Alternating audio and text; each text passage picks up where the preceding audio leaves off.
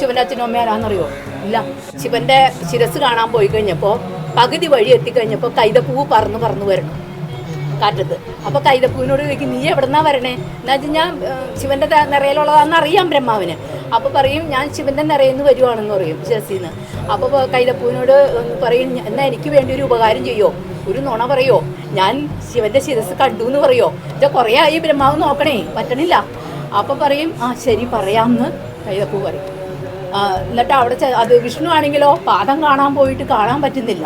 ഒടുവിൽ വന്ന് സത്യം പറഞ്ഞു, എനിക്ക് കാണാൻ പറ്റണില്ല മഹാദേവന്റെ പാദം. എന്നുവെച്ചാൽ ആദിദേവനല്ലേ, മഹാദേവനല്ലേ, ഒരിക്കലും ആർക്കും അല്ലാതെ രാത്രി ഉറങ്ങാതിരിക്കുന്ന ഒരേ ഒരു ഈശ്വരൻ ശിവൻ മാത്രമേ ഉള്ളൂ.